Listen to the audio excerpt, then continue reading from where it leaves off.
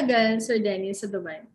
7 years na po, exactly, Coach. 7 years. Para sa mga gustong maging Amazon VA na with all the struggles, the learning, and the fun activities that you encountered inside the masterclass, ano yung mabibigay mo sa kanilang tip para sa mga complete beginner, yung mga walang idea kung ano yung ginagawa sa Amazon, yung mga nagsistruggle na makakuha ng magandang sweldo, and syempre, yung gustong-gusto talaga na mabago na yung buhay nila. Ano yung mga tip na pwede mo ibigay?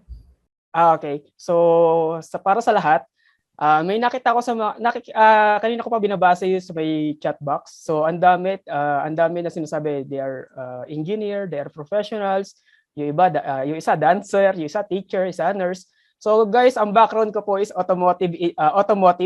Graduate po ako ng TESDA, hindi po ako nakapag-college. So, kung graduate po kayo or nakapag-college or professionals po kayo, mas kayang-kaya nyo to, mas sisiw sa inyo to.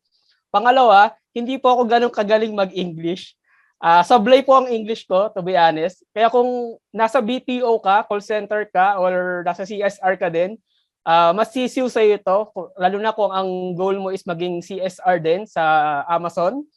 And sa mga kaasba ko diyan na naghahanap ng client, don't give up kasi ako ang dami kong na experience na rejection kasi wala nga ako experience, pero sabi nga in every no there is a yes.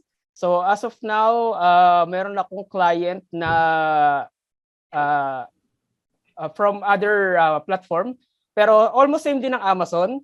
Pero ang maganda kasi doon, yung income ko halos kaya ng konting kembot na lang, halos kaya ng tapatan yung income ko dito sa Dubai. So ang maganda niyan, ngayon pauwi na ako. Ngayon yung flight ko, maybe 4 hours from now, yung flight ko pauwi ng Pinas.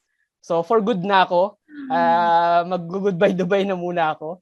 Kasi ang sarap nung may work ka, naka-work from home ka pa, tapos kasama pa yung pamilya mo. Ayun yung pinakamasarap doon.